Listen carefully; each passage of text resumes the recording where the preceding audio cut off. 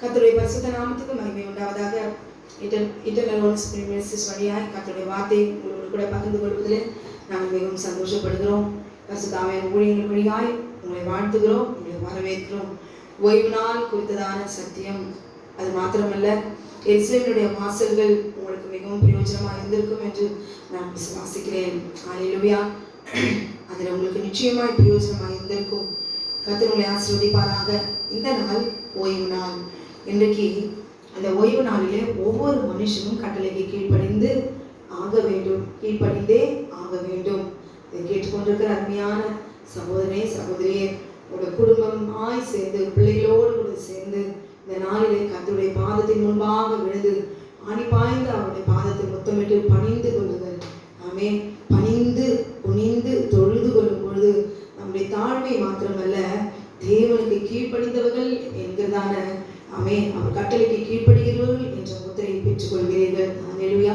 தேவனுக்கு முன்பாக ஓய்வு நாளை ஆசரித்து நீங்கள் பாருங்கள், தேவனுடைய உன்னதத்தினுடைய பலனால நீங்கள் நிரப்பப்படுவீர்கள், பரிசுத்தமாக்கப்படுகிறீர்கள். அநேக ஆசீர்வாதங்களை தேவனாகிய கர்த்தர் அவர் சொல்லியிருக்கிறார். அதை பெற்றுக் கொள்ளுங்கள். ஹல்லேலூயா. சத்தியத்தை அறிந்து கொள்ளுங்கள். இந்த நாளில கூட நாம் தியானிக்க போகிறோம் கர்த்தருடைய வார்த்தையாகிய ஓய்வு நாளை குறித்து. ஓய்வு நாளிலே நியாயப்பிரமாணத்தை குறித்து நாம் இந்த நாளிலே நாம் தியானிக்க போகிறோம். நம் முன்பாக கண்களை மூடி நாம் ஜெபிக்கலாம். நேசிக்கிறேன் அன்பின் பரலோக பிதாவே, நன்றியோடு துதிக்கிறோம் ஆண்டவரே. மன மகிழ்ச்சி நாளாகிய இந்த நாளிலே ஓய்வு நாள் கட்டளையின்படியாக நீ எழுதி கொடுத்த ஓய்வு நாளிலே இதோ நாங்கள் கீழ்ப்படுகிறோம் ஆண்டவரே. நீதிகளை காண்கிற தேவன் ஆண்டவரே சப்பா. இதோ என் கர்த்தர் நீ தாமை கேட்கிற நீ பார்க்கிற ஒவ்வொரு ஓய்வு நாளில் ஆசிரிக்கும்படியா புறமே தள்ளாதபடிக்கு தேவன் எழுதி கொடுத்த கட்டளைக்கு நான் மனுஷனாகிய என்னை சிருஷ்டித்தவருடைய கட்டளைக்கு வார்த்தைக்கு நான் கீழ்ப்படிவேன் என்று சொல்லி ஒவ்வொருவரும் கீழ்ப்படுகிற இருதயத்தை கர்த்தரை வைப்பீராக. கீழ்ப்படுகிறவர்களை குடும்பத்தை ஆசீர்வதிப்பீராக, ஒரு தேவைகளை சந்திப்பீராக, ஒரு யோசனைகளை உறுதிப்படுத்துவீராக. இந்த கொரோனாவில் அநேக பேர் அப்பா வேலையில இழந்துட்டு, தாய் தகப்பனை இழந்துட்டு, பிள்ளைகளை இழந்துட்டு, ஏதோ ஒரு குறையோடு இழப்போடு நஷ்டத்தோடு வாழ்ந்து ஆத்மாவுடைய துக்கத்தோடு கூட சந்தலத்தோடு கூட இந்த கொள்ளை நோயினாலே தேவன் ஒரு உண்டா என்று கேட்கும் அளவுக்கு மனுஷனுடைய அன்பும் இரக்கம் இல்லாதபடி, ஈவு இரக்கம் இல்லாதபடி மனித சுபாவம் அழிந்து மிருகத்தின் சுபாவமாய் மாறிக்கொண்டிருக்கிற இந்த வேலையில ஆண்டவரை கட்டளைக்கு கீழ்ப்படுகிற ஒவ்வொருவரையும் கர்த்தரை ஆசீர்வதிப்பீராக. ஆண்டவரே நீ நல்லவர், நீ வல்லவர் அப்பா. நீ மட்டும் நாங்கள் நிற்பதும் நிர்மூலமாகாது இருப்பதும் உங்க சுத்த கிருபை கர்த்தாவே. இந்த ஓய்வு நாளிலே என்னுடைய ஆவியாத்மா சரீரம் முழுவதும் ஒப்புக் கொடுக்கிறோம். கர்த்தர் எங்களோடு கூட நீ பேசுவீராக, பலப்படுத்தும். இயேசுவின் நாமத்தில் கேட்கிறோம் ஜீவனுள்ள நல்ல பரமபிதாவே. ஆமென், ஆமென். ஒரு வார்த்தையை குறித்து தான் இந்த நாளிலே நாம் தியானிக்க போகிறோம். அது என்னவென்றால், நியாய பிரமாணத்தின் கிரியைக்காரராகிய யாவரும் சாபத்துக்கு உட்பட்டிருக்கிறார்கள். கலாத்தியர் 3ஆம் அதிகாரம் 10வது வசனத்துல பவுல் இவ்விதமாய் அவர் எழுதியிருக்கிறார். அவரே சொல்லியிருக்கிறார் பாருங்க, நியாய பிரமாணத்தின் கிரியைக்காரராகிய யாவரும் சாபத்துக்கு உட்பட்டிருக்கிறார்கள் என்று சொல்லி, அது மாத்திரமல்ல, அவர் மேலும் ஓய்வு நாட்களை கை கொள்பவனும் சபிக்கப்பட்டவன் என்று குற்றப்படுத்தப்படுவான். இது பவுல் சொல்லியிருக்கிறார். அதனால 7ஆம் நாள் என்பது அது ஆசரித்தீர்களால் நீங்கள் குற்றவாளிகள், அந்த நாளிலே நீங்கள் பாவிகள். அந்த நாளில் நீங்க ஓய்வு நாளை நீங்க ஆசரிச்சுட்டா, அந்த நாளில் எங்க தேங்காய் பூ பழம் எலுமிச்சம்பழம் எல்லாம் ஒரு விக்கிரகத்தெல்லாம் வச்சுட்டு அந்த ஓய்வு நாளை ஆசரிக்கிறாங்களா? அவர்களை குற்றவாளிகள் என்று சொல்லுவதற்கு, அல்லது ஓய்வு நாளில் விக்கிரகத்தையும் தேவர்களையும் வழிபட்டு வருகிறார்களா? அவர்கள் குற்றவாளிகள் என்று சொல்லுவதற்கு அல்லேலூயா. அப்ப அந்த நாளில் என்ன செய்கிறார்கள்? தேவனுக்கு முன்பாக கர்த்தர் கட்டளையில் எழுதி கொடுத்த 4வது கட்டளைக்கு கீழ்ப்படுகிறோம் என்று சொல்லி ஓய்வு நாளிலே கர்த்தரை நாம் ஆசரிக்க வேண்டும். கட்டளைக்கு கீழ்ப்படுகிறவர்களை பார்த்து இந்த 2 வசனத்தை பார்த்து என்ன செய்யறாங்க சொல்றாங்க? போதிக்கிறவர்கள், உபதேசிக்கிறவர்கள், வேதபாரகர்கள் என்ன சொல்லுகிறாங்க? தைரியமாய் தேவனுக்கு முன்பாக பிரசங்கிக்கிறார்கள். பவுலை காட்டிலும் ஞானவான்கள், பவுலை காட்டிலும் அபிஷேகத்திலும் பரிசுத்திலும் பெரியவர்கள் பேசுகிறார்கள். பவுலுக்கு முன்பாக நிற்பதுக்கு கூட நமக்கு தகுதி அல்ல, பார்ப்பதுக்கு கூட தகுதி இல்லை, பேசுவதற்கு கூட தகுதியற்றவர்கள் என்ற தாழ்மையோடு கூட தான் இந்த நேரத்தில் நாம் என்ன செய்யணும், தாழ்த்துகிற ஒரு இருதயம் வரும். பவுலை போல நாம் அடி வாங்கவோ நிர்வாணமோ நிற்கவோ நமக்கு அந்த அளவுக்கு இருதயத்திலும் இல்லை. நல்ல வஸ்திரம் உடுத்திட்டு நிற்கதான் முடியும். ஆனா பவுலை போல நிர்வாணமா ஓடவோ தூக்கி வீசியோ பசியும் பட்டினியும் இப்படிப்பட்டவர்களாக ஒருவரால் ஊழியம் செய்ய முடியுமா? இந்த காலகட்டத்துல செய்ய முடியாது. பவுலை போல இன்றைக்கு பவுல் இருந்திருந்தா எந்த வீட்டுல வியாதிஸ்தர் இருந்தாலும் போய் வந்து பிரசங்கித்திருப்பார், வியாதிஸ்தர்களை சுகப்படுத்தியிருப்பார். இன்னைக்கு எங்களுக்கு ஒரு வியாதி இருக்குன்னா எங்களுக்கு ஜெபிக்க யாராவது வருவீர்களா என்று சொன்னால் யாராவது வர முடியுமா? வர முடியுமா? வரவே முடியாது. வருவாங்களா? இதை பார்த்து பவுல் சொன்ன வார்த்தை எதற்காக என்று சொல்லி உணர்ந்து உண்மையாகவே தேவனுடைய வார்த்தை எது உண்மையாய் எங்கு எப்படி பிரசங்கிக்கப்படுகிறது, ஏன் இவர்கள் இப்படி சொல்லுகிறார்கள், காரணம் என்ன என்பதை உணர்ந்தவர்களால் இது உலகத்துக்கு அவர்கள் போதிக்கிறது உங்களுக்கு அர்த்தமாக சரியா இருக்கலாம். ஆனால் தேவனை அறிந்தவர்கள் இந்த வார்த்தையை பவுல் ஏன் இந்த வார்த்தையை அவர் சொல்லியிருக்கிறார் என்பதை இந்த நாளிலே நான் தியானிக்க போகிறோம். உண்மையாகவே பரலோக ராஜ்யத்தை அடைய வேண்டும், தேவனுக்கு கீழ்ப்படிய வேண்டும். கட்டளை, ஒரு மனுஷனுக்கு கட்டளை இல்லைன்னா அவன் நீதியின் பாதையில அவன் நடக்க முடியாது. நல்ல வழியில போன்னு சொல்லுகிற தேவனுடைய கட்டளைக்கு ஒரு மனுஷன் போதிக்கிறவர்கள் அது நமக்கல்லன்னு சொல்லும் பொழுதே இஷ்டப்பட்ட வழியில போய் நட. அல்லேலூயா. மனுஷனாலே பரிசுத்தமாய் வாழ முடியாது என்பதற்காக மனமோன போக்குல கட்டளை மீறி நடங்கள் என்று சொல்வது தவறான போதனை. சொல்லுவது தேவனுடைய வார்த்தை கட்டளை உண்மையாய் பிரசங்கித்து விட்டு கேட்டு அவர்கள் மீறி நடப்பதும் நடக்காததும் அவர்களுடைய கருத்தில் இருக்கிறது. அவரவருடைய கிரியைகளுக்கு தக்க பலன் என்னோடு கூட வருகிறது என்று ஆண்டவர் சொல்லியிருக்கிறாரே. அதற்கு மிஞ்சினது வேதனை உங்களுக்கு என்ன? கர்த்தர் பார்த்துக் கொள்வார். கேட்கிறது ஒரு சரணம் கொடுப்பதற்கு காரணம் என்ன? நாம் திருந்த வேண்டும் என்பதற்காகத்தான். அல்லேலூயா. இன்றைக்கு தேவன் ஒரு கோவில்களை போய் ஒரு சடங்கு ஒரு வழிபட்டு ஒரு பொருத்தனை ஏதோ செய்துவிட்டு வழிபட்டு வருகிறது போல அவர்களுக்கு இருக்கிற ஒரு பக்தி கூட கிறிஸ்தவர்களுக்கு இல்லையே. எதற்கு ஆலயத்துக்கு போகிறோம் என்று தெரியவில்லை. சுத்திகரிப்பதற்காக ஆலயத்துக்கு எதுக்கு போகிறோம்? எனக்காக கர்த்தர் மரித்தாரே, என்னை பாவத்தில் இருக்கிற என்னை சுத்திகரிக்கும்படி இந்த ஓய்வு நாளில் என்னை ஆண்டவர் சுத்திகரித்து நான் திரும்பி வரும்போது சமாதானத்தோடு கூட நான் வரணும். மீதம் இருக்கிற 6 நாட்கள் எனக்கு குடும்பத்துல வேதனை, இன்னைக்கு ஒரு குடும்பத்துல சமாதானம் இல்லை. ஏன்? கட்டளைகள் இல்லை, கட்டளைகள் தெரியல. அடித்து கொள்றாங்க கணவன் மனைவி, தலையை பீத்து சண்டை, கெட்ட வார்த்தை, பிள்ளைகள் தாறுமாற நடக்குது இஷ்டம் போல. அன்றைக்கு வனாந்தரத்துல சீரழிந்து போனாங்க, நாளைக்கு இன்றைக்கு வனாந்தரத்துல எங்கேயும் போக வேணாம், வீட்டுக்குள்ள ஒரு சுவருக்குள்ள குடும்பம் சீரழிந்து போகிறதே. ஏன்? அப்ப ஒரு குடும்பத்துல ஒரு கட்டளை, தேவனுடைய கட்டளையில் இருக்கிற கீழ்ப்படுகிற குடும்பத்துல தேவ சமாதானம் நிலைத்திருக்கும். அப்படி தேவன் எனக்கு கொடுத்த கட்டளையை பார்த்து பவுல் ஏன் இப்படி சொல்லியிருக்கிறார்? இதை வைத்து எத்தனை ஆட்டுக்குட்டிகளை ஆதாயப்படுத்தி அல்லேலூயா வஞ்சித்து தேவனுடைய சத்தத்துக்கு கீழே இடறி விடும்படி செய்திருக்கிறார்கள். இதை கேட்கிற நீங்கள் வஞ்சித்து வஞ்சனையிலே விழாதபடிக்கு உன் ஆத்துமாவை குறித்து எச்சரிக்கையா இருந்து கொள்ளுங்கள். அல்லேலூயா. ஒரு கடையில போய் ஒரு பொருளை வாங்கினா கூட அவன் விற்கிறவன் சரியான அந்த ரேட் சொல்றான்னா இது குவாலிட்டி தானா, இது உழைக்குமா இது சொல்லி அவன் இஷ்டத்துக்கும் சொல்லுவான். சார் இது ரொம்ப குவாலிட்டியானது, இது வேல்யூபிள், இஷ்டத்துக்கும் போய் சொல்லுவான். ஆனா வாங்குற நமக்கே அது எப்படிப்பட்ட தரம் பார்த்து வாங்கக்கூடிய ஞானத்தை தேவன் வைத்திருக்கிறார். தேவனுடைய கட்டளையை பவுல் இப்படிப்பட்ட வார்த்தை சொல்லி நியாயப்பிரமாணத்தின் கிரியைக்காரராக யாரும் சாபத்துக்கு உட்பட்டிருக்கிறார்கள். இன்னைக்கு நியாயப்பிரமாணம் என்றால் இவர்கள் எதை சொல்லுகிறார்கள்? நியாயப்பிரமாணம் என்பது தேவனால கொடுக்கப்பட்ட எல்லா பிரமாணங்களும் அதுக்கு உள்ள 10 கட்டளைகளும் இருக்கு. அல்லேலூயா.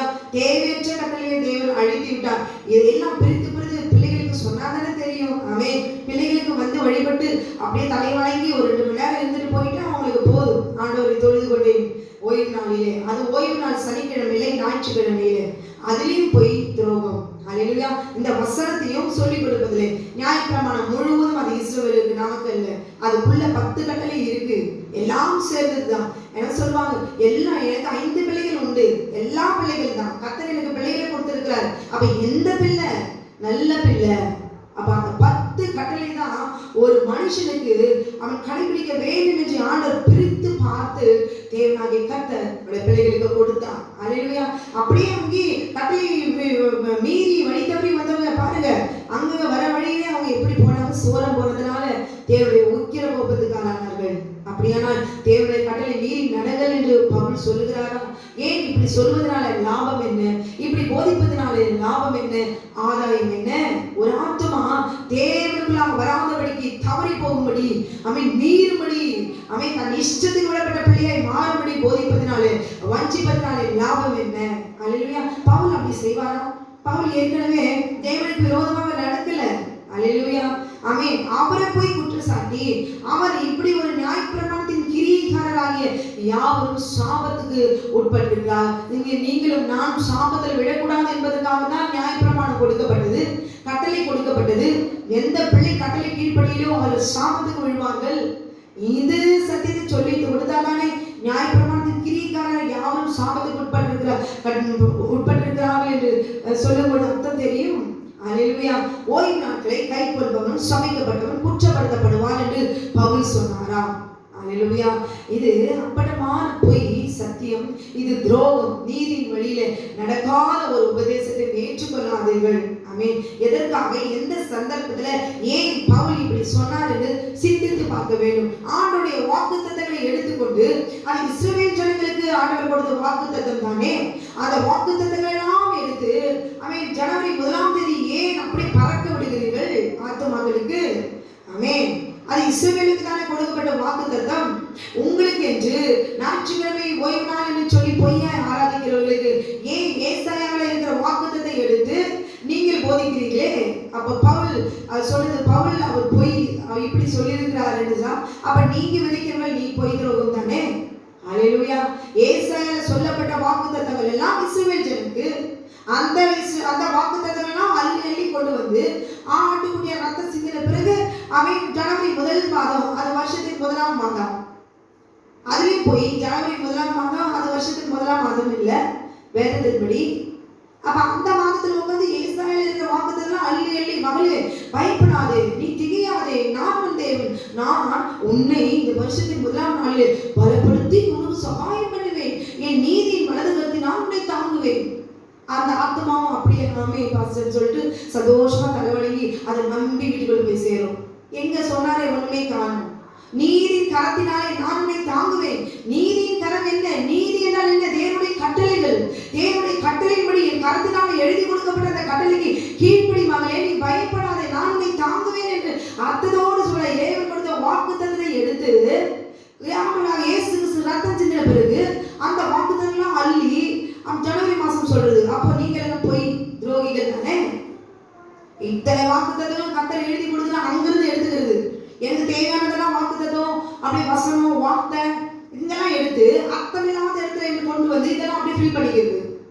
அப்ப உங்களுக்கு மட்டும் இப்ப உங்களுக்கு இஷ்டத்துக்கு ஏற்றபடி வசனத்தையே மாற்றி துரோகம் செய்து போதிக்கும் பொழுது பவுல் எதற்காக அப்படி சொன்னார் சிந்திக்க வேண்டும் இல்லையா? ஏன் எதற்காக இப்படி சொல்லியிருக்கிறார் அப்படின்னு சிந்தித்து பார்த்துட்டு பேசணும். அல்லேலூயா. நியாயப்பிரமாணமாகி 10 கற்பனைகளும் கைக்கொள்ளுங்கள் அனைவருமே சபிக்கப்பட்டவர்கள் என்றால் அப்ப 10 கட்டளையும் அப்படி வாழக்கூடாதுன்னு அப்படின்னு பவுல் சொல்றாரா?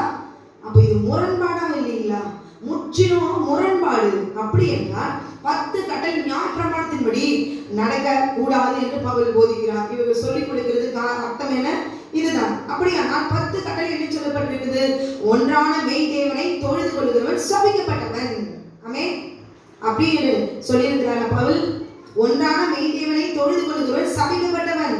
விக்கிரகங்களை வழிபடுகிறவன் சபிக்கப்பட்டவன் அல்ல, அவன் ஆசீர்வதிக்கப்பட்டவன். அல்லேலூயா. தேவனாகிய கர்த்தருடைய நாமத்தை வீணிலே வழங்குகிறவன் சபிக்கப்பட்டவன் அல்ல, அவன் ஆசீர்வதிக்கப்பட்டவன். கொலை செய்பவனும், விபச்சாரம் செய்பவனும், களவு செய்பவனும், பொய் சாட்சி சொல்பவனும், தாய் தகப்பன்மாரை கனம் படுத்தாதவனும் ஆசீர்வதிக்கப்பட்டவன் என்று சொல்லி பவுல் இந்த கட்டளைகளுக்கெல்லாம் வியாபாரம் கொடுத்து கொண்டிருக்கிறார். அப்படியா?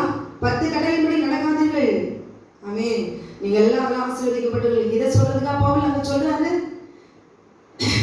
அப்ப பவுல் பேசுறதுக்கு வியாக்கியானம் கொடுக்கிற அளவுக்கு ஞானம் உள்ளவர்கள் கட்டளைப்படி நடக்கிறவன் சபிக்கப்பட்டவன், நான் 10 கட்டளைக்கு கீழ்ப்பட்டவன் அல்ல என்று மீறி மேற்கூறிய இந்த தவறுகளை எல்லாம் செய்யவே என்ன செய்ய முடியும் தெரியுங்களா?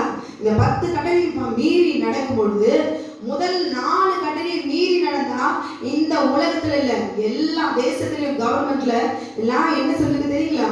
தேவன் அவருடைய இஷ்டத்தினுடைய தேவர்களை அவர்கள் வணங்கலாம், உரிமை இருக்கு. ஆனா மனுஷனுக்கு கொடுக்கப்பட்ட கட்டளை ஒண்ணு மீறினா தூக்கு தண்டனை கூட கிடைக்கும். அல்லேலூயா. அதுக்கிட்ட சட்டம் இருக்கு. அவனுடைய உலகத்திலையும் நியாயம், கட்டளைகள், அரசாங்கம் எல்லாம் இருக்கு. இன்னைக்கு லாக்டவுன் போட்டாங்க, மீறி எங்காவது வெளியே போனீங்களா? ஓய்வு நாள் ஆசரிச்சுன்னா சர்ச்சுக்கு வரலன்னா சாபம். அப்ப இன்னைக்கு கோவில் இன்னைக்கு வந்திருக்குது. அப்போ வீட்டுக்குள்ள இருக்கிறவங்க அப்படி சாபம் பிடித்தவர்களோ? அல்லேலூயா. யாராவது இப்ப போட்டா யாரும் ஒருத்தர் வெளியே வந்தாலும் பிடிச்சு போட்டுருவோம் அப்படின்னு சொல்லி, யாரும் வரக்கூடாது அப்படின்னு சொல்லி மீறி போனீங்களா? நான் மீறி நான் ஆலயத்துக்கு செல்வேன் அப்படின்னு யாராவது போனீங்களா? அல்லேலூயா. அப்ப பவுல் சொன்னதுக்கு இப்படிப்பட்ட வார்த்தையை சொல்லி வியாக்கியானமா சொல்லி கொண்டிருக்கிறீர்கள். அல்லேலூயா. இந்த கவர்மெண்டே ஒரு மனுஷன் நல்லா இருக்கணும்னு பார்த்து பார்த்து அவர்களே சட்டத்தை போடுறாங்க. எப்படி? கொலை செய்யாத, திருடாத, விபச்சாரம் செய்யாத, இப்படிப்பட்ட கட்டளைகளை உலகத்தில் இருக்க சகல அரசாங்கம் எல்லா தேசத்திலும் நீதிமன்றத்திலையும் இதை சட்டமாக்கி வைத்திருக்கிறாங்க. ஒரு மனுஷன் விபச்சாரம் செய்யும் போது அதுக்கு ஒரு தண்டனை, கொலை செய்யும் போது ஒரு தண்டனை, அல்லேலூயா, திருடும் போது ஒரு தண்டனை, சரீரத்தில் அவன் செய்த கட்டளை மீறும் போது சரீரத்தில் அவனுக்கு அடி விழும். அல்லேலூயா. அப்ப இந்த உலகத்துடைய சட்டத்திலேயே தேவனுடைய கட்டளை எழுதி கொடுத்த கட்டளை மீறும் போது இந்த உலகத்தில் இருக்கிற அரசாங்கமே நீதிமன்றமே அவங்களுக்கு தண்டனை கொடுக்குது. அப்ப நியாயப்பிரமாணத்தெல்லாம் கிரியைக்காரர்களை சாபத்துக்கு உட்பட்டிருப்பீர்கள் என்று சொல்லி பவுலையும் ஆண்டவராக இயேசு கிறிஸ்துவின் கர்த்தரையும் முழு எல்லாருமே டோட்டலா அவர் எல்லாவற்றையும் அவர்கள் எல்லாரும் புறவே தள்ளி அவரை சுத்திக்கப்பட்டவர்களாம் அப்படி என்று பவுல் சொன்னார் என்று சொல்லி அவரையும் இழுத்துக்கிட்டாங்க. இயேசு கிறிஸ்து ஓய்வு நாள் அழிச்சிட்டார், ஒழித்துட்டார். அவர் உயிர்த்திருந்த நாளாகிய அது உயிர்த்திருந்த நாள் ஞாயிற்றுக்கிழமை சொல்ல முடியுமா? அதுலயும் போய் எந்த நாள் பஸ்கோ பண்டிகையில வரும் அப்படியே ஓய்வு நாள்னு சொல்லிட்டு அதை வச்சுட்டு அதை அப்படியே இழுத்துட்டு வந்து அது ஓய்வு நாள், அந்த நாள்ல வர்றதுனால அப்படி இப்படின்னு சொல்லி இந்த வாராந்திர ஓய்வு நாட்கள், பஸ்கா பண்டிகையில் வருகிற ஓய்வு நாட்கள் இதெல்லாம் எதுவுமே பிரிச்சு சொல்லி கொடுக்கறது இல்லை. ஜனங்களுக்கு எந்த நாளை உயிர்த்திருந்தா அவர் உயிர்த்திருந்தா நமக்கு என்ன? நம்ம ஆலயத்துக்கு போயிட்டு கும்பிட்டு வந்தோமா அது போதும். புறஜாதியார் பாத்தீங்களா? ஆலயத்துக்கு போகும்போது எப்படி போவாங்க தெரியுங்களா? கையில பூ, பழம், மஞ்சள், எலுமிச்சை பழம், அந்த தேவர்களுக்கு என்ன வேணுமோ எல்லாம் சேர்த்து குளித்து விட்டு பரிசுத்தமாய் போவார்கள். சரீரத்துல சுத்திகரித்து கொண்டு போவாங்க. ஆமென். ஆலயத்தில் போய் வழி நீண்ட கியூ போயிட்டே இருக்கும். ஆமென். அவங்களை கொடுத்து அவங்களுக்கு தேவையான ஆசீர்வாதத்தை வழிபட்டு வருவாங்க. சரிங்களா? கிறிஸ்தவர்கள் இன்றைக்கு நாம் என்ன செய்து கொண்டிருக்கிறோம்? தேவனுடைய வார்த்தைக்கு கட்டளைக்கு மாத்திரமல்ல, பவுலுக்கு விரோதமாய், இயேசு கிறிஸ்து விரோதமாய், பரிசுத்தாவிக்கு விரோதமாய் எதிர்த்து வணங்கா கடுத்துள்ளவர்கள் என்று இன்றும். ஆமென். அல்லேலூயா. தாவீது கர்த்தருக்கு ஏற்றவர் தான். ஆனால் அவர் செய்த பாவத்திலும் தம் பிள்ளைகள் எந்த பாடுபட்டாலும் தெரியுங்களா? ஆனால் அவர் தப்பித்துக் கொண்டார், பிள்ளைகள் தப்பிக்கவில்லை. அல்லேலூயா. அவர் சேர்த்து கொண்ட பணத்துல ஆலயத்தெல்லாம் கட்டி சாலமோன் ஓஹோன் பெயர் வாங்கினார். அல்லேலூயா. அவன் அக்கிரம் செய்யறவனா இருந்தாலும் அவன் அந்த பாவத்தின் பலத்துல எவ்வளவு உல்லாசமான ஒரு வாழ்க்கை வாழறான் பாத்தீங்களா?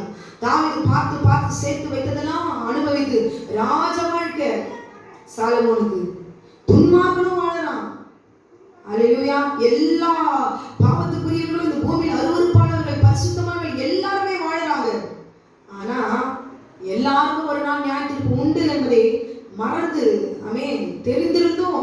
ஆமென். நம்ம வாழ்கிற வாழ்க்கை நம்ம என்ன பண்ணணும்? நம்மளை சுகமா வாழணும், பொய் பேசணும், திருடணும், தேவனுக்கு விரோதமாய் வார்த்தையை திருடி திருடி அப்படி இங்கே அங்க மாற்றி வந்து பரிசுத்தமா ஐயோ பரிதாபமா வந்து தேவனை தேடலாம் வந்து உட்கார்ந்த ஆட்டுக்குடிகளை ஏமாத்தி அதையும் வஞ்சித்து அல்லேலூயா தேவனுடைய சத்தியத்தை அறியாதபடிக்கு எங்க போய் விழத்தழுகிறீங்க?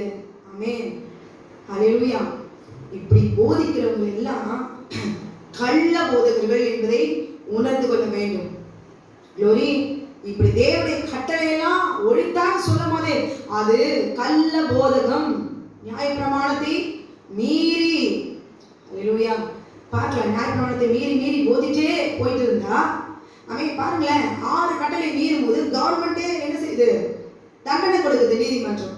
அப்ப 6 கட்டளையும் ஒழிச்சிட்டாரு, தேவனுடைய கட்டளையும் ஒழிச்சிட்டாரு, கட்டளை நமக்கு இல்ல, நியாயப்பிரமாணத்தின் கிரிக்காக எல்லாரும் சாபத்துக்கு உட்பட்டவர்கள் சொல்லும் பொழுது மனுஷனுக்கு தவறும் போதே தண்டனை கொடுக்குது இங்க உலகம். ஆனால் மேலே இருக்கிற தேவனாகிய ஆண்டவராகிய இயேசு கிறிஸ்து ஆமென் வெள்ளை சிங்காசனத்தில் உட்காரும் பொழுது பிதாவாகிய தேவன் எழுதி கொடுத்த கட்டளை அவர் ஒழித்து விட்டார் என்று சொல்லி சொல்லி சொல்லி வாழ்நாட்கள் எல்லாம் போதிக்கும் போது அவர்கள் பிழைத்துக் கொள்வார்களோ ஒழிந்து போவார்கள் என்பதை புரிந்து கொள்ளுங்கள். ஆமென். உங்க வீட்டுக்குள்ள உங்க பிள்ளை திருடுனா, அம்மா நீங்க பார்த்துட்டு அமைதியா இருக்கீங்களா? அப்பா நல்லா திருடு சென்னோம் அப்படின்னு சொல்றீங்களா? உங்களை அறியாமலே கை நீட்டி அந்த பிள்ளை அடிக்கிறீங்க. ஏன்? உங்களுக்குள்ள மனசாட்சிக்குள்ள தேவனுடைய பிரமாணம் இருக்கு. புறஜாதியர் அப்படி இருக்கிறாங்களா? என் பிள்ளை வேஸ்ட் செய்யறானா சந்தோஷம், அவங்களும் அப்படி சொல்றாங்களா? இல்லையே.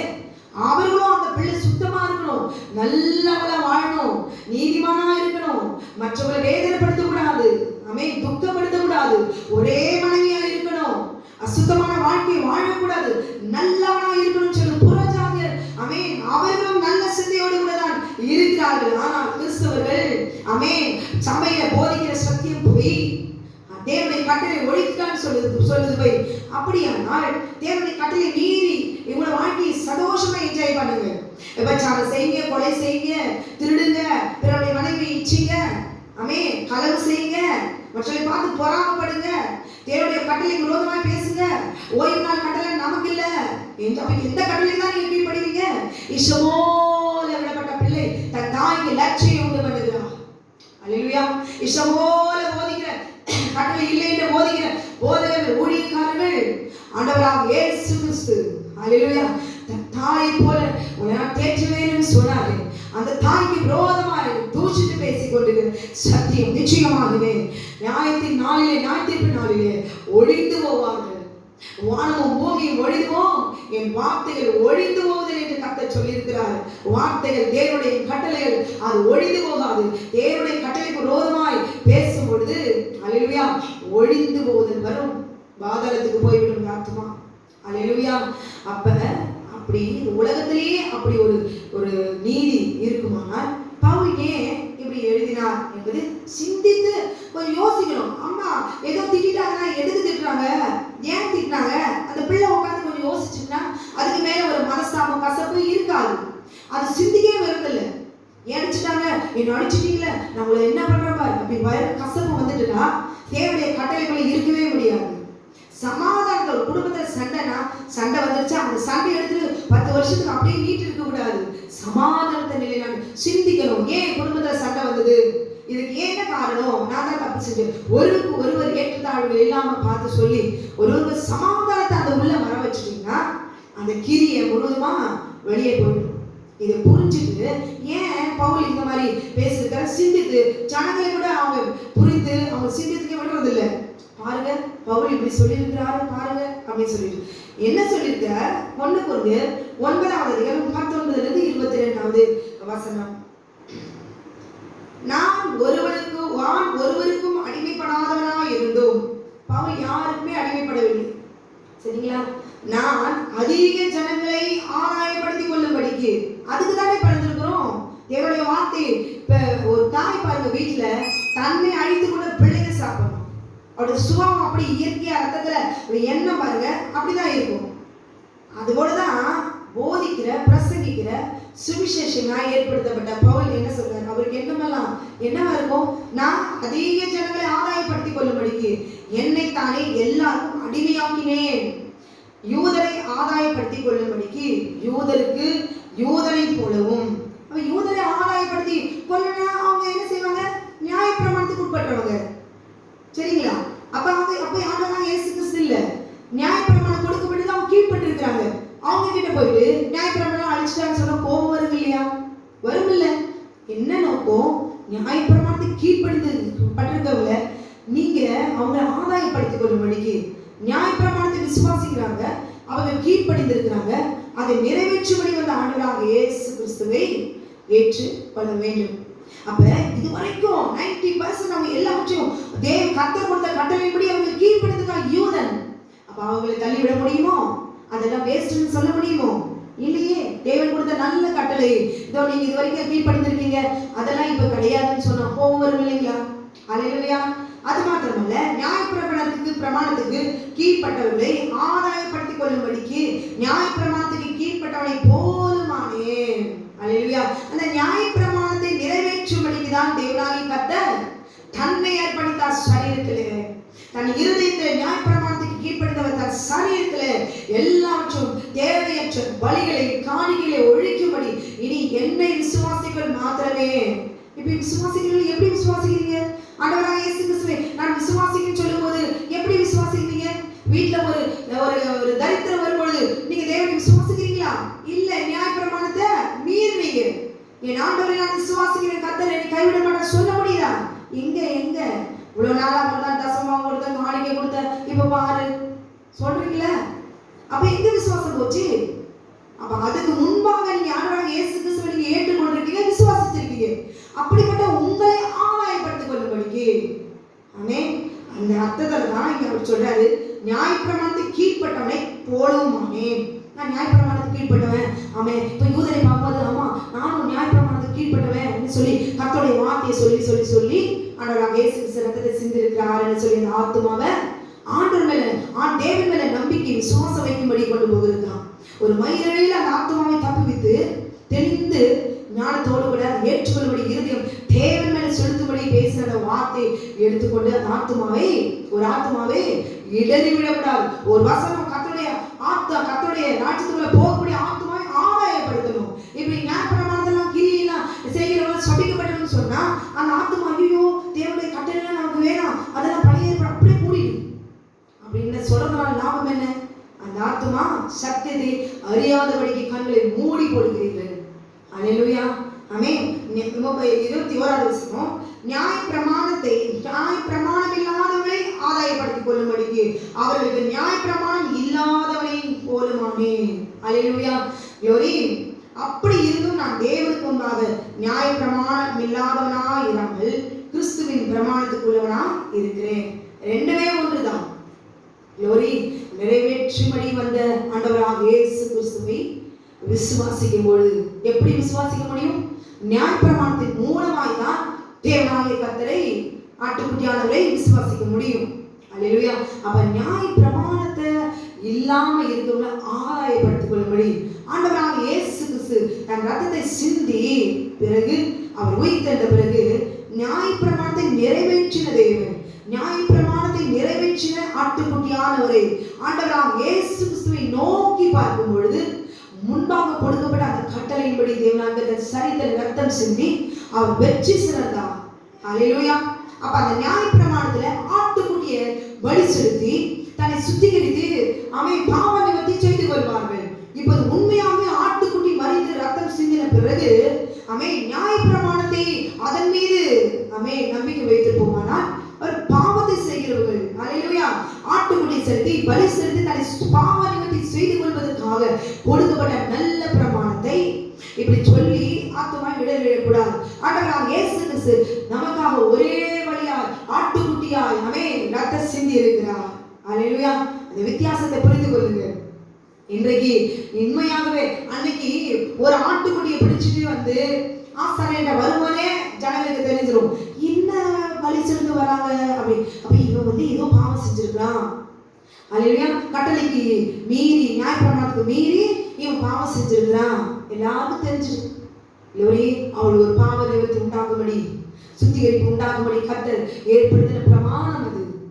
இன்றைக்கு யாராவது இன்னைக்கு பாவத்தை செய்துட்டு செய்கிறீங்க, பாவம் செய்றீங்க, 100% பாவம் செய்றீங்க, இச்சிக்கிறீங்க, ஆனா ஆத்துமா அப்படியே சண்டையா ஓய்வான்னு சொல்லி அந்த நாள் வருவது பரிசுத்தமாய் மார்பு மேல் அப்படியே பரிசுத்த வேதாகமத்தை அப்படியே சாய்த்து கொண்டு பரிசுத்தமானது போல ஆலயத்துக்குள்ள வரீங்க.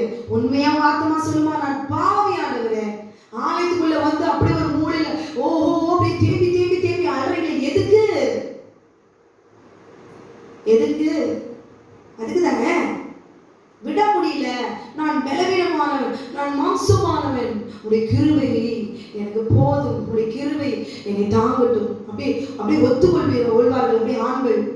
நான் பலவீனமானவன், நான் மாம்சமானவன், அந்த தாழ்மை மாத்திரம்தான் ஆண்களுக்கு உண்டு. நான் தாழ்மை, எதுக்கு தாழ்மை? எனக்கு பாவம் செய்யாமல் இருக்க முடியாது. நான் பலவீனமானவன், நான் மாம்சமானவன், ஆண்டவரே எனக்கு கிருபை தாரும் அப்படி சொல்லிட்டே மறுபடியும் பாவத்திலே இருக்குது. அப்ப அந்த ஆத்துமா அவன் சரீரத்தில் செய்த பாவத்தை அப்படியே வந்து சபைக்கு முன்பாக வந்து நான் பாவி என்று அறிக்கையிட்டு ஆட்டுக்குட்டிய ரத்தத்தை சிந்தி பிரமாணத்தின்படி ஒரு விடுதலை பெற்று கொள்ள போகிறான் ஒரு ஆண். அல்லேலூயா. எல்லாருமே விடுதலை பெற்று போவதுக்கு ஆண்டவர் ஒரு பிரமாணத்தை அவர் வச்சிருந்தாரு. இன்னைக்கு ஆத்துமால சரீரத்துல பாவத்தை செய்து ஆத்துமா தான் அருவருப்பான பாவத்தை செய்கிறது, அந்தரங்கமான பாவத்தை செய்கிறோம். அவன் தேவனுக்கு விரோதமா நாம் என்ன செய்யறோம்? அசுத்தமான வார்த்தைகளை பேசுகிறோம். தன் நாவினாலே அருவருப்பான வார்த்தைகளை பேசுகிறோம். அவன் தன் சரீரத்தை கேடுண்டாக்கும்படி அந்தரங்கமான பாவத்தை செய்கிறோமே என்று அறிந்திருந்தும் கூட அல்லேலூயா கட்டளைகள் இது நமக்கு அல்ல, அது இஸ்ரவேலருக்கு. அப்ப ஆட்டுக்குட்டியான ரத்தத்தை சிந்தின பிறகும் பாவம் அழியவில்லையே, உணர்வில்லையே. ஆத்துமா எனக்காக கர்த்தர் பலியா இருக்கிறாரு, ரத்தத்தை சிந்தி இருக்கிறாரு. இந்த 10 கட்டளை நிறைவேற்றுவதற்கு தன் சரீரத்தில் அவர் அடிவாங்கி நிர்வாணமாய் அவன் கைவிடப்பட்டவரா ரத்தத்தை சிந்தி இருக்கிறாரு. அவர் எனக்காக அந்த அவருடைய ரத்தத்துக்கு முன்பாக நான் நிர்வாணமாய் எப்படி இருக்க முடியும் என்று நினைக்கணும்ல, அந்த உணர்வு இல்லையே. ஆனா நான் பாவம் செய்யல, நான் பாவமே செய்யல, நான் செய்யறது பாவமே இல்லை, இது அப்பட்டமான துரோகம். அப்ப எதுக்காக ஆண்டவர் வந்து ரத்தத்தை சிந்தினார்? நியாயப்பிரமாணம் கொடுத்திருக்கலாமே, 10 கட்டளை கொடுத்திருக்கலாமே. எதுக்கு ஆண்டவராக இயேசு கிறிஸ்து இறங்கி வந்தார்? ஆமென். ஒரு ஆட்டுக்குட்டியை கொண்டு போய் பலி செலுத்தி நீங்க பாவம் செய்துட்டே இருங்க. ஆண்டவராக இயேசு கிறிஸ்து வர வரைக்கும் ஆமென் அவங்களுக்கு ஆட்டுக்குட்டி செலுத்தி ஒரு விடுதலை, ஒரு பாவ நிவர்த்தி தேவனாகிய கர்த்தர் கொடுத்திருந்தார். ஏன்? தன்னுடைய குமாரன் வரும்பொழுது இந்த பிரமாணத்தை கீழ்ப்பட்டிருக்கிறவர்கள் எல்லாம் ஆமென் உயிர்ப்பிக்கும்படியா. அப்ப ஆண்டவராக இயேசு கிறிஸ்து வருவதற்கு காரணம் என்ன? வராமலே இருந்திருக்கலாமே. பலியானது காரணம் என்ன? சுத்திகரிக்கும்படி, பாவத்திலிருந்து விலகும்படி, பரிசுத்தமாக்கும்படி, என்னால பரிசுத்தமாக்குற தேவன் என் தேவன் என்று சொல்லும்படி. அப்ப நியாயப்பிரமாணத்திலேயே வாழ்ந்துட்டு போயிருக்கலாமே. எதுக்கு இயேசு கிறிஸ்து வர வேண்டும்? ஒரு பொம்மை போல வந்து முன்னாடி வந்து அப்படியே அடிச்சு செத்து போகிறதுக்காக வந்தார்? இல்லைங்களா? அப்ப பவுல் சொல்லின இந்த வார்த்தை புரிந்து கொண்டீங்களா? இப்ப நான் போறேன், ஒரு கேத்தலிக் ஒரு சகோதரிய நானுடைய வார்த்தையை கொடுத்துட்டு நான் எப்படி பேசுவேன்? சிஸ்டர் நீங்க விக்கிரகாரம் பண்றதுலாம் மகா துரோகம், இப்படி அதட்டி அவங்க பேசினா நீங்க இச்சைகளை செய்றீங்க, பாவத்தை செய்றீங்க, இது மகா பாவம் அப்படி எடுத்த உடனே சொல்லும் பொழுது அந்த ஆத்மா அப்படியா சிஸ்டர், நான் இனிமே நான் பாவம் செய்ய மாட்டேன், நான் அப்படியே கீழ்ப்படின்னு சொல்லிடுமா? சொல்லுங்க. இப்போ ஒரு இந்து சகோதரர் இருக்கிறாரு, சகோதரரே நீங்க வளர்வதெல்லாம் பேய் பிசாசு அது தேவர்கள், உங்களுக்கு நீங்க பாதாளத்துக்கு போவீங்க, ஐயோ இப்படி சொல்லி போதித்தா அவங்க ஒரு இந்து சகோதரர் கர்த்தருக்குள்ள வர முடியுமா? அன்போடு சொல்லணும். புறஜாதியார் இருக்கிற ஆமென் தேவனை அறியாத அவர்களிடத்துல போகும்போது அன்போடு பேசணும். ஆமென். க்ளோரி. ஆண்டவர் யார் தெரியுங்களா? ஆண்டவராக இயேசு கிறிஸ்து யார் தெரியுமா? அவர் மனுஷனுக்காக ரத்தத்தை சிந்தினார் சகோதரனே என்று சொல்லி அன்பாக அவரை போதிக்க சொல்ல ஆண்டவர் ஏற்றுக்கொள்வாங்க. இப்ப ஒரு கேத்தலிக் ஒரு சகோதரர் போய் இப்படி நம்ம சொல்லும் பொழுது அவங்க இருதயம் எப்படி இருக்கும்? அவங்க எல்லாம் சிலை வழிபடுகிறாங்க. இப்ப நாங்க கேத்தலிக்ல தான் இருந்தேன். அப்ப நான் அங்க இருக்கும்போது என்ன ஆண்டு வேறு கொண்டு வந்தா நான் அப்ப அங்க துரோகியோ, அப்ப அந்த சபைக்கு துரோகியோ இல்ல. சத்தியத்தை அறிந்த பிறகு விலகி வந்து வேறு பிரித்த தேவன் அவர். ஹல்லேலூயா. அப்ப ஒவ்வொருவருக்கும் எப்படி போதிக்க வேண்டும் என்கிற ஞானம் வர வேண்டும். ஹல்லேலூயா. என்னுடைய கூட பிறந்தவர்கள் எல்லாரும் அவர்கள் எல்லாரும் ஒரு சிஎஸ்ஐ கேத்தலிக் எல்லாம் இருக்கிறாங்க. ஆனா என் ஆத்துமாவோ என் அண்ணன் ஓய்வு நாள் ஆசரிக்கணும், என் அக்கா ஓய்வு நாள் ஆசரிக்கணும், என் தங்க ஓய்வு நாள் ஆசரிக்கணும், என் குடும்பம் முழுவதும் 10 கட்டளை கீழ்ப்படியணும், பரலோக ராஜ்யத்தை ஆதாயப்படுத்திக் கொள்ளணும், ஆத்துமா தாழ்த்த வேண்டும், தேவனுடைய வார்த்தை ஏற்றுக்கொள்கிற இருதயம் வரணும் அப்படின்னு எண்ணம் என் ஆத்துமால இருந்தாலும் நான் போய் சொன்னாலும் கல்லறியர் தான் வரும். ஆமென். அவங்க ஓய்வு நாள் சண்டே போய் ஆசரிக்கிறது மாத்திரம் தான் தெரியும். எதுக்கு சர்ச்சுக்கு போறணும்னு தெரியாது, ஏன் சர்ச்சுக்கு போறணும்னு புரியாது. தேவனை போய் நான் போய் என்ன செய்யறேன், நான் பாடி ஆசரிச்சு வரேன், அவ்வளவுதான். அதுக்கு மேல ஒரு வார்த்தையும் உள்ள வருவதற்கு இடம் கொடுக்க மாட்டார்கள். அப்ப ஒரு கிறிஸ்தவர்களுக்கே ஓய்வு நாள் ஞாயிற்றுக்கிழமை சொல்லி ஏமாத்தி போதித்து அந்த ஆத்தும குட்டிகளுக்கு வார்த்தையை கொடுக்கிற நிக்கிற போதகங்க. ஆமென். அப்படிப்பட்டவர்களுக்கு அதேவுடைய கட்டளைப்படி நடக்குன்னு சொல்லி உள்ள போகும்போது என்ன நடக்கும்? ஓய்வு நாள் சொன்னால அடி, ஓய்வு நாள். எதற்கு ஓய்வு நாள்? ஓய்ந்துரு, தேவ சமூகத்துல ஓய்ந்துரு. இந்த வார்த்தை ஓய்வு நாள் ஆசிரியர்களா வீட்டுக்குள்ளேயே விடாது.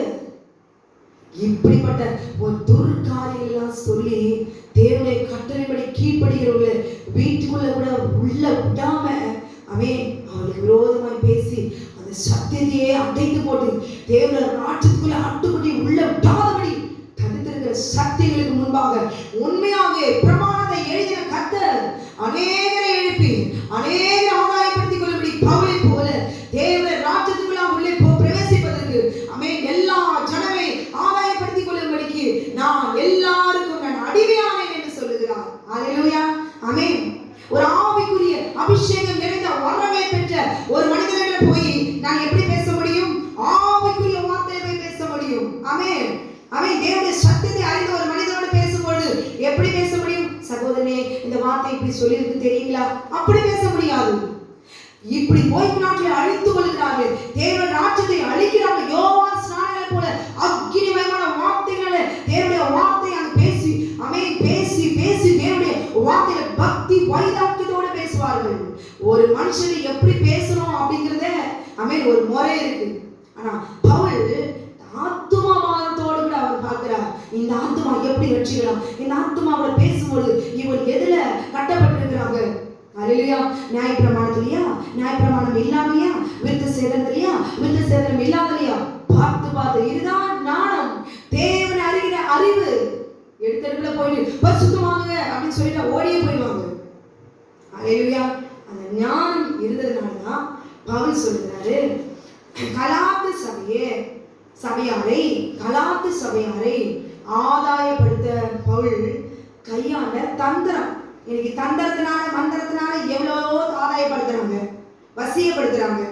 இப்படிலாம் வேணுமா? வசியப்படுத்துற தந்திரம் நிறைய காரியத்தை சாதிக்கிறாங்களே. கர்த்தருடைய வார்த்தையின்படி ஒரு மனுஷனை கொண்டு வருது தந்திரத்தை உபயோகப்படுத்திக் கொள்ள வேண்டும். அழிக்கிறதுக்கு அல்ல தந்திரம், தேவனுடைய வார்த்தை. இந்த பிள்ளை எப்படியாவது எங்களை உறவினர்கள் நிறைய பேரு நிறைய பேர் தேவனை அறியாதவர்கள் இருக்கிறாங்க. அவங்களை பார்க்கும்போது கிறிஸ்தவர்களுக்கு இல்லாத சுபாவம் அவங்களுக்கு நல்ல சுபாவம் இருக்குது. என்னுடைய ஆத்மா அவளை பார்க்கும்போது நான் சொல்ல நினைப்பேன். நிறைய ஜெபத்துல கண்ணீரோட அழுவேன். ஐயோ, எல்லா தகுதி இருக்குதே, ஆனால் தேவன் இவர்தான் என்று ஏற்றுக்கொள்கிற இருதயம் மாத்திரம் இல்லையே. அல்லேலூயா. எவ்வளவு நல்லவங்களா இருக்கிறாங்க, எவ்வளவு இரக்கமுள்ளவங்களா இருக்கிறாங்க. கிறிஸ்தவர்களுக்கு இல்லையே. அப்ப இப்படிப்பட்ட அந்த ஆத்மாவை உள்ள இந்த மனிதனை எப்படியாவது ரட்சிக்கணுமே, இயேசு கிறிஸ்து அவன் நாமத்தை ஏற்றுக்கொள்ளணுமே, விசுவாசிக்கணுமே என்பதற்காக கலாத்து சபையாரை ஆதாயப்படுத்தும்படி பவுல் கையாண்ட தந்திரம் தான் இந்த வார்த்தை. அல்லேலூயா, ஆமென். ஓய்வு நாட்களை குறித்து ஒருவனும் உங்களை குற்றப்படுத்தாதிருப்பானாக.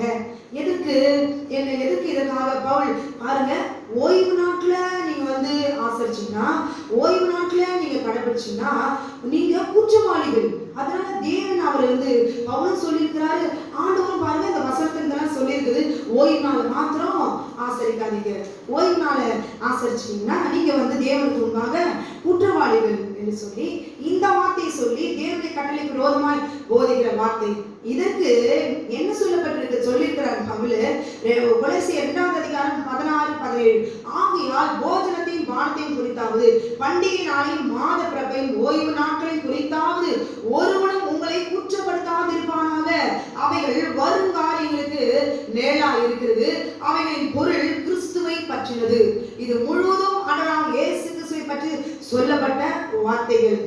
இதை குறித்து எதுவும் குற்றப்படுத்தி சொல்ல கூடாது. பரிசுத்த ஆவியானுக்கு விரோதமாய் ஒரு வார்த்தையும் பேசக்கூடாது. மன்னிப்பு இல்லை.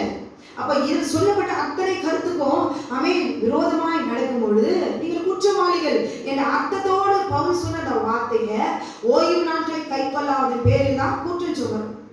சரிங்களா? இங்க பவுல் என்ன சொன்ன அர்த்தத்தை அப்படியே மாற்றி, அர்த்தத்தோடு சொன்ன வார்த்தையை மாற்றி அனர்த்தமாய் சொல்லப்பட்ட வார்த்தைகள், இன்றைக்கு விதைக்கப்பட்ட வார்த்தைகள் கை கொள்பவர்கள் பேர்ல வராது. ஒருவனும் தன்னை குற்றம் சாட்டாதிருக்க வேண்டும். ஓய்வு நாளை குறித்து தன் மீது குற்றச்சாட்டை ஒரு குற்றமும் என் மேல வரக்கூடாது அப்படின்னு நினைக்கிறவங்க ஓய்வு நாளை ஆசரித்தே ஆக வேண்டும். அல்லேலூயா. ஆனா இங்க என்ன சொன்னாலும் ஓய்வு நாளை குறித்தாவது, ஓய்வு நாள் ஆசரிச்சா குற்றவாளி நீங்க.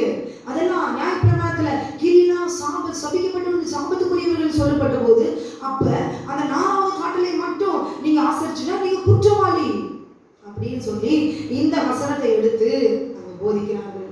அல்லேலூயா. இதெல்லாமே ஆண்டவராகிய இயேசு கிறிஸ்துவுக்கு வருங்காலங்களுக்கு இது மேலா இருக்கிறது. ஆமென். அது கிறிஸ்துவை பற்றினது என்று சொல்லப்பட்டிருக்கிறது. அல்லேலூயா. ஆமென். 2 பேதுரு 2வது அதிகாரம் 13வது வசனத்துல, நீங்கள் மனுஷனுடைய கட்டளைகள் யாவற்றுக்கும் கர்த்தர் நிமித்தம் கீழ்ப்படிகள். அவன் துன்மார்க்கனா இருந்தா கூட அவன் சொல்ற கட்டளைப்படி வேலை செஞ்சுட்டு போ ஆண்டவர் சொல்றார். பாத்தீங்களா? ஆனா தேவன் கொடுத்த கட்டளைக்கு கீழ்ப்படியாதீங்க, அதெல்லாம் நமக்கு இல்ல, கீழ்ப்படிச்சிட்டீங்கன்னா ரொம்ப கஷ்டம், நீங்க எல்லாம் பாதாளத்துக்கு போயிடுவீங்க, பரலோகத்துக்குள்ள போக முடியாது, எல்லாமே பொய்யா சொல்லி ஆமென். அது அவங்களுக்கு நமக்கு இல்லை. ஏன்? இருதயத்துல எண்ணம் இல்லை, ஒரு மனம் இல்லை. இஸ்ரவேலின் தேவன் அவரை நான் ஏற்றுக்கொண்டால் எல்லாவற்றையும் ஏற்றுக்கொள்ள வேண்டும்.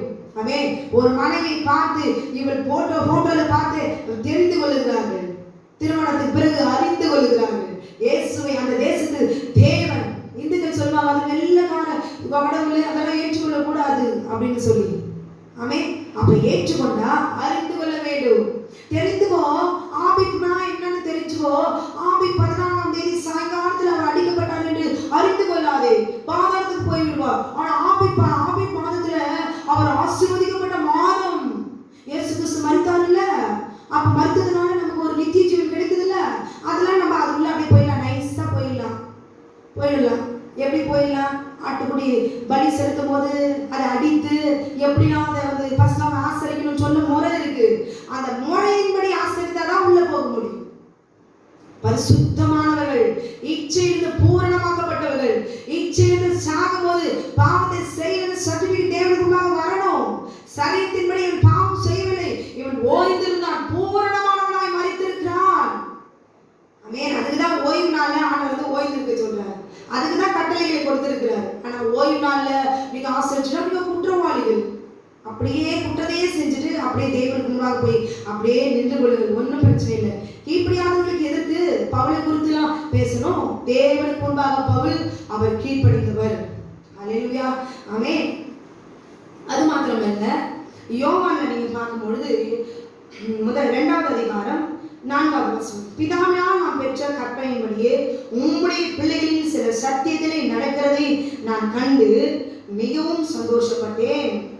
நாம் பெற்ற கற்பனையின்படி உம்முடைய பிள்ளைகள் பாருங்க, ஆண்டவர் எழுதின கட்டளை இன்றைக்கும் அதன்படி அவங்க கீழ்ப்படுகிறார்கள் என்று சொல்லி நான் என்ன செய்ய சத்தியத்துல நடக்கிறத நான் பார்த்து நான் மிகவும் சந்தோஷப்பட்டேன்னு யோவான் சொல்றாரு. அப்ப யோவான் வந்து ஆண்டவருக்கு உண்மையா போதிக்கிறாரு, பவுல் மட்டும் தேவனுடைய கட்டளைக்கு விரோதமா போதிக்கிறாரு. அப்படின்னு அர்த்தம். அல்லேலூயா. தேவனுக்கு ஆமென் அப்போஸ்தலனாய் புறஜாதியருக்கு போதகராய் ஏற்படுத்தப்பட்ட பவுலை குறித்து ஆமென் தூஷணமான வார்த்தை இவர் சத்தியத்துக்கு விரோதமாய் பேசியிருக்கிறார் பாருங்கள் என்று சொல்லி ஆமென். ஒரு வசனத்தை எங்க கலாத்து சபைக்கு சொல்லப்பட்ட இந்த வார்த்தை தேடி கண்டுபிடிச்சு எடுத்துட்டு வந்து இதை வந்து தேவனுக்கு விரோதமாய் போதிக்கிறீங்க. இத்தனை ஆண்டுகளமாய் போதிக்கப்பட்டு அப்படியே வழி வழியாய் போதித்துக் கொண்டிருக்கிறீங்களே, எதற்காக அப்படி சொன்னா என்று சிந்தித்து பார்த்து இனிமேல் வருகிறதான இப்ப வரப்போற கொள்ளை நோயில எத்தனை பேர் சாபத்துக்கு, எத்தனை பேருக்கு அழிவுக்கு இருக்கிறார்களோ தெரியாதே. போதிக்கப்பட்ட சத்தியத்தின்படி கேட்டு போயிருப்பார்கள், உள்ளே போக முடியுமா? கொஞ்சம் யோசிச்சு பாருங்க.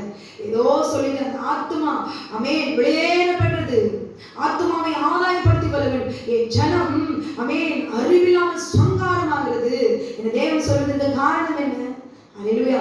யோவான் சொல்றாரு, கற்பனையில் நடக்கிறபடி போவதை நாம் கண்டு நாம் மிகவும் சந்தோஷப்பட, இப்பொழுதும் அம்மாலே நாம் ஒருவரில் ஒருவர் அன்பு கூற வேண்டும் என்று உமக்கு புதிய கற்பனையாக எழுதாமல் ஆதி முதல் நமக்கு உண்டாயிருக்கிற கற்பனையாக எழுதி உம்மை வேண்டிக் கொள்ளுது. ஆதி முதல் என்ன கற்பனை கொடுத்தார் ஆண்டவர்? தேவன் கொடுத்த 10 கட்டளைகள் தான் ஆதி முதல் எழுதி கொடுத்த கற்பனைகள், அன்பு கூற வேண்டும் என்று. அல்லேலூயா. உம்மை வேண்டிக் கொள்ளுகிறேன். நாம் அவருடைய கற்பனைகளின்படி நடப்பதே அன்பு. நீங்கள் ஆதி முதல் கேட்டிருக்கிறபடி நடந்து கொள்ள வேண்டிய கற்பனை இதுவே. அல்லேலூயா. மாம்சத்தில் வந்த இயேசு கிறிஸ்து அறிக்கை பண்ணாத அநேக வஞ்சகர்கள் உலகத்திலே தோன்றி இருக்கிறார்கள். இப்படிப்பட்ட வஞ்சகரும் அந்தி கிறிஸ்துவுமாய் இருக்கிறார். பிதாவாகிய தேவனுடைய கற்பனையும் ஆண்டவராகிய இயேசு கிறிஸ்துவுடைய வார்த்தைகளையும் சேர்த்து ஆவியானவருடைய வல்லமையின் அபிஷேகத்தோடு கூட பேசுகிற 3 சத்தியத்தை எடுத்து சொல்லுகிற சொல்லுகிறவர்கள் தான் உண்மையான ஊழியர்கள், போதகர்கள். மற்றவர்கள் யார் என்று வசனம் சொல்லுகிறது? அவர்கள் வஞ்சகனும் அந்தி கிறிஸ்துவுமாய் இருக்கிறார். கிறிஸ்துவின் உபதேசத்திலே நிலைத்திராமல். கிறிஸ்துவின் உபதேசம் எது? கற்பனை, அன்பு. அல்லேலூயா. எல்லாமே ஒன்றுதான். ஆதி முதல் நமக்கு கொடுக்கப்பட்ட கற்பனை அன்பு. அல்லேலூயா. நாம் அவருடைய கற்பனைகளின்படி நடப்பதே அன்பு. அப்போ தேவனுடைய கற்பனைகளின்படி பிரமாணத்துக்கு விரோதமாய் போதிக்கிறவன் யார்? அந்தி கிறிஸ்துவாய் இருக்கிறான். அப்படி போதிக்கிறவன் கிறிஸ்துவுடைய பிரமாணத்துல உபதேசத்துல நிலைத்திராமல் மீறி நடக்கும்படி. நியாயப்பிரமாணத்தின் கிரியைக்காரர் யாரும் சாபத்துக்கு உட்பட்டிருக்கிறார்கள் என்று இந்த வார்த்தை சொல்லி ஆட்டுக்குட்டிகளை இடறிவிடும்படி செய்கிறவர்கள் யார்? தெரிந்து கொள்ளுங்க. நடக்கிற எவன் மீறி அதன் மேல உபதேசத்துல நிலைத்திராமல் மீறி நடக்கும்படி செய்கிற எவனும் தேவனை உடையவன் அல்ல. அல்லேலூயா. அப்படி போதிக்கும் போது அங்க இருக்கிற அவருடைய ஆள் பலத்தையும் பண பலத்தையும் சத்தியத்துல உண்மை இல்லாம வேற எந்த பலத்தையும் பார்த்து நீங்க நம்பி கொண்டிருந்தால் அது உங்களுடைய இஷ்டம். ஆனால் சத்தியத்தின்படி நிலைத்திராமல் மீறி உபதேசிக்கிறவன் தேவனை உடையவன் அல்ல. கிறிஸ்துவின் உபதேசத்தில் நிலைத்திருக்கிறவனோ பிதாவையும் குமாரனையும் உடையவன். அல்லேலூயா. ஆண்டவருடைய உபதேசத்தில் நிலைத்திருக்கணும். பிதாவையும் குமாரனையும் உடையவனாய் இருக்கணும். தேவனுடைய கற்பனையில் நடப்பதே அன்பு. அப்ப யோவான் மாத்திரம் கற்பனை நடப்பு என்று போதிப்பார். பவுல் மட்டும் அதெல்லாம் அழித்து விட்டார். அவர்கள் எல்லாம் சாபத்துக்குரியவர்கள் என்று போதித்துக் கொண்டிருக்கிறார்கள். நீங்கள் நான் இதை கேட்ட பிறகு இனி அப்படி போதிக்கிற வார்த்தைக்கு தெரிந்து கொள்ளும்படி. அல்லேலூயா. அது தெரிந்து விலகி இல்ல இந்த அர்த்தத்துல பவுல் அவர் பேசவில்லை. ஒரு சபையை கலாத்து சபை ஆதாயப்படுத்திக் கொள்ளும்படிக்கு நியாய பிரமாணம் இல்லாதவர்களை ஆதாயப்படுத்திக் கொள்ளும்படிக்கு அவர் தந்திரத்தை அவர் கையாண்ட விதம் தான் இந்த வார்த்தையானது. போதிக்கிறவர்கள் எப்படி பவுல் இந்த தந்திரத்தை கையாண்டு நியாயப்பிரமாணமே இல்லை இப்படி ஒரு ஆள் இருக்கலாம்ங்கிறதையும் ஆதாயப்படுத்திக் கொள்ளும்படி தன்னையே அவர் அடிமையாக்கி கொண்டாரே. இன்னைக்கு தேவனுடைய வார்த்தை இந்த ஒரு வசனத்தை எடுத்து பாவத்துக்கு அடிமையாக்கி போதிக்கிறதால லாபம் என்ன? அல்லேலூயா. இன்னைக்கு ஆட்டுக்குட்டிகளா இருக்கிற நீங்க தான் உங்க ஆத்மாவை நீங்க காத்துக்கொள்ள வேண்டும். உங்க ஆத்மாவை ஒருவனும் தொடக்கூடாது, சரீரத்தை தொடக்கூடாது, காதை தொடக்கூடாது, கண்ணை தொடக்கூடாது. என்னுடைய சரீரத்தில் ஒரு அவையிலும் கிறிஸ்துவில உபதேசத்துல மீறி நடக்கிற ஒரு சத்தியத்தையும் என் சரீரம் ஒன்று கீழ்படிய முடியாது. நான் சிரமமா இருப்பேன் என்று சொல்லி உங்க ஆத்மாவை நீங்களே ஆட்டுக்குடைய ரத்தத்தை போட்டு லாக் பண்ணினால் ஒழிய இப்படி மீறி போதிக்கிற உபதேசிக்கிறவர்கள் என்றைக்கு உங்களையும் மீறி உங்க ஆத்மாவை தொட முடியும். அல்லேலூயா. இதை கேட்டு இனி போதிக்கப்பட போகிற போதித்துக் கொண்டிருக்கிற சத்தியத்தை கேட்டு ஆமா பவுலும் இப்படி சொல்லியிருக்கிறாரு, நியாயப்பிரமாணத்துல நம்ம நடக்க வேணாம் அப்படின்னு சொன்னீங்கன்னா உங்க பிள்ளைகள் வேசித்தனம் செய்கிறவர்களா, கொலை செய்கிறவர்களா, திருடுறவர்களா, களவு செய்கிறவர்களா பவுல் சொல்லி இருக்கிறார் என்று போதியுங்கள். அப்படியே உங்களுடைய பிள்ளையை நடத்துங்கள். நாம் இயேசு கிறிஸ்து அவர் நம்முடைய தேவன் அல்ல என்று போதியுங்கள். அப்படி ஏற்றுக்கொள்வன் சபிக்கப்பட்டவன் என்று தைரியமாய் சொல்லுங்க. அல்லேலூயா. இன்றைக்கு அப்படிதான் எல்லாரும் தன் இஷ்டம் போல வாழ்ந்து கொண்டிருக்கிறார்கள். தன் இஷ்டம் போல வாழ்கிறோம். தேவனுக்கு தேவனுடைய கட்டளை கீழ்ப்படுத்தி வாழ்றாங்க. தன்னை சுத்திகரித்து ஒடுக்கி தன் சரீரத்தை ஒடுக்கி மாம்ச இச்சைகளின்படி இடவிடாதபடிக்கு கர்த்தருக்கு முன்பாக ஒடுக்கி வாழ்கிறார்கள். எத்தனை விதமான அருவருப்புகள் நிறைந்த அந்த உலகத்துல தன்னை சுத்திகரித்து கொண்டு தேவனுக்குள்ள பயந்தவர்கள எல்லா விதமான மனிதர்களும் வாழ்ந்து கொண்டுதான் இருக்கிறார்கள். ஆனால் தேவனுடைய நியாயத்திற்கு முன்பாக நாம் நிற்க வேண்டுமே.